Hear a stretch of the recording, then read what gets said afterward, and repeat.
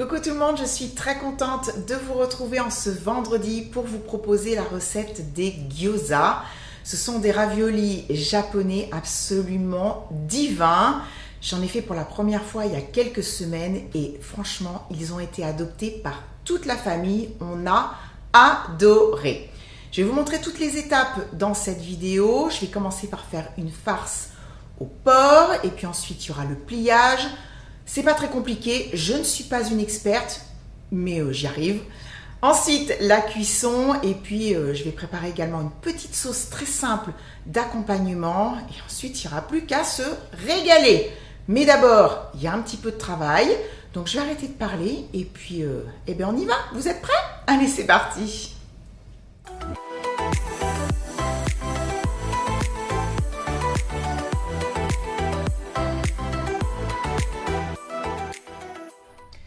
J'ai tout ce qu'il me faut pour faire la farce. Les autres ingrédients viendront plus tard, mais n'oubliez pas que vous pouvez retrouver la liste complète ainsi que toutes les quantités qui seront notées dans la description. Il me faut du porc haché, du gingembre, une gousse d'ail, un morceau de poireau, des feuilles de chou, ça c'est un chou blanc, mais vous pouvez utiliser du chou chinois, de la fécule de maïs, de la sauce soja, de l'huile de sésame, du sel et du poivre. Je vais commencer par enlever la grosse nervure qui se trouve sur les feuilles de chou parce que ça c'est dur.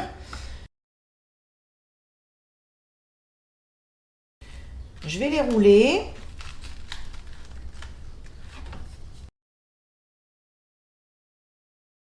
Là pour le moment j'ai des fines lanières. Je vais maintenant prendre mon couteau et couper dans l'autre sens.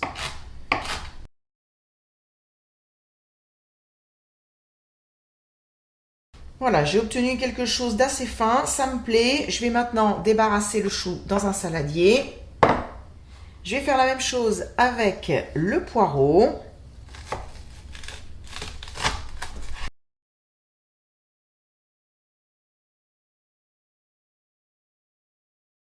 J'ai pelé le morceau de gingembre ainsi que la gousse d'ail et je vais les râper.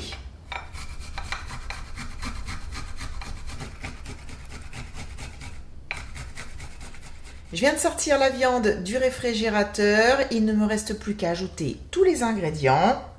Alors si vous voulez, vous pouvez très bien à la place du porc mettre du poulet ou faire un mélange de viande. Et puis c'est pareil au niveau des légumes. Moi j'ai mis du chou, du poireau, mais on peut très bien changer. Mettre du chou et des champignons. Vous ferez un peu comme vous voulez. La farce, je dirais que elle est totalement personnalisable. Je vais poivrer et puis également saler.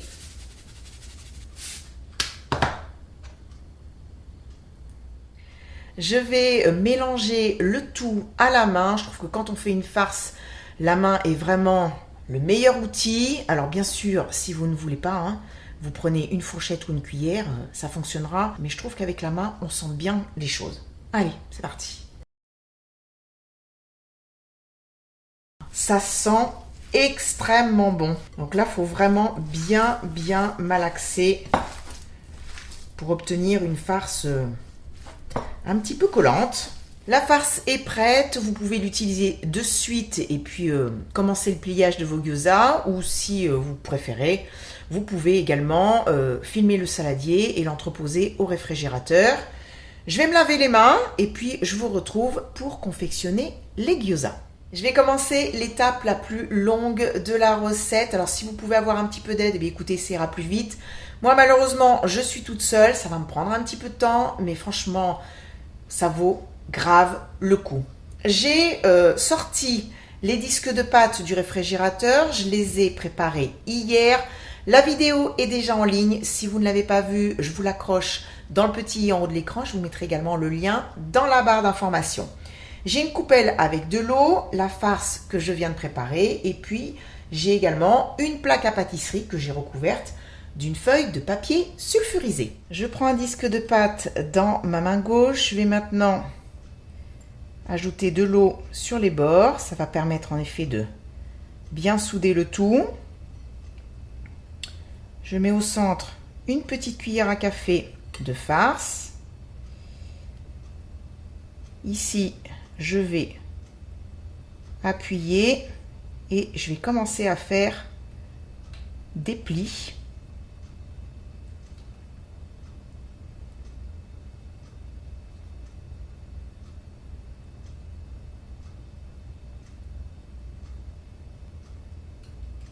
Et puis la fin, je presse bien. Je repasse tout le long pour bien souder le tout. Voilà, première méthode de pliage. Deuxième méthode, je fais la même chose, de l'eau sur les bords, une petite cuillère de farce. Je plie en demi-lune et je soude partout. Et là, je vais commencer à faire des plis.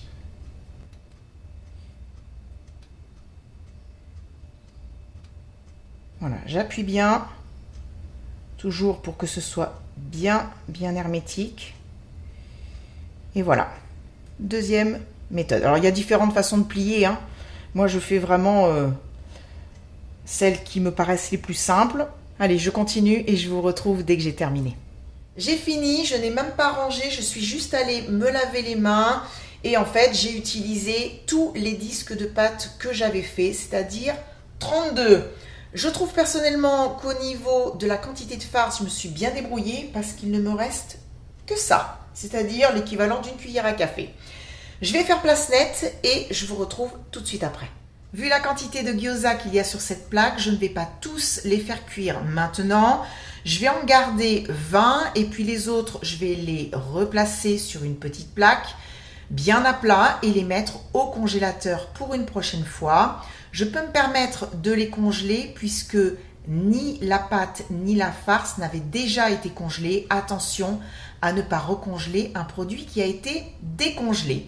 Je vais également faire la sauce d'accompagnement, c'est super simple. Je vais mélanger de la sauce soja et du vinaigre de riz. J'ai mis la même quantité des deux. On peut mettre plus de l'un, moins de l'autre, peu importe, vous faites comme vous voulez. Et je vous retrouve pour la cuisson. J'ai mis une poêle à chauffer sur un feu moyen, à l'intérieur une huile neutre. Je vais faire cuire pour le moment uniquement 10 gyoza puisque je n'ai pas de poêle assez grande avec un couvercle. Voilà. C'est très important pour la cuisson. Donc je vais le faire en 2 fois, c'est pas grave. Je vais les placer les uns à côté des autres. Alors si vous avez une poêle grande, vous pouvez vraiment les serrer. Et ce qu'il est possible de faire après, une fois qu'ils sont cuits, c'est de placer un plat sur la poêle et de retourner. Ça fait quelque chose de super beau. Mais moi, je ne peux pas. Voilà, je vais les faire cuire comme ça quelques minutes jusqu'à ce que en dessous, ce soit bien doré. J'ai enlevé un petit peu d'huile avec de l'essuie-tout. Je trouvais qu'il y en avait trop. Bon, ben voilà, ça me paraît plutôt joli. Vous voyez ?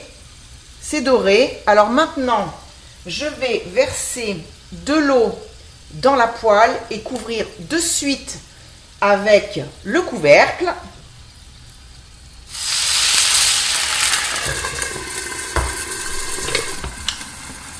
Et maintenant, c'est la vapeur qui va faire son travail. Donc, je vais laisser cuire environ 4-5 minutes. Il faut que, en fait, l'eau soit complètement évaporée. Comme vous pouvez le constater, il n'y a plus d'eau dans la poêle. Alors bien sûr, on n'ouvre pas le couvercle pendant la cuisson. Je vais quand même regarder. Ça m'a l'air cuit, hein. Je vérifie ici pour voir si c'est pas trop dur. Non, ça a l'air super bien. Je vais couper le feu. Et puis, la dernière petite touche, c'est d'ajouter de l'huile de sésame. Et voilà, il n'y a plus qu'à servir. Le meilleur moment après tout ce travail, et franchement, la récompense, elle est là. Je trempe.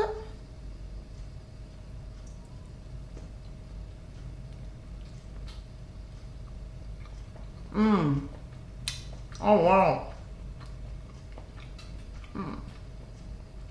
C'est bon. C'est trop bon.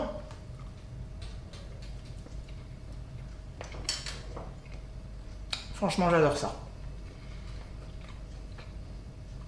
La farce est super bonne. C'est parfumé On a le croustillant de la base du gyoza. Et le reste, c'est quand même relativement moelleux. C'est excellent. Excellent!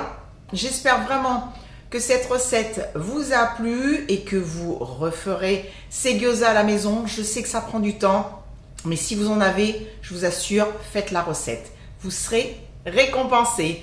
Je vous retrouve très vite pour une prochaine vidéo. Je vous embrasse bien bien fort. Continuez à cuisiner, régalez-vous, prenez soin de vous et à très vite. Bisous, bye bye.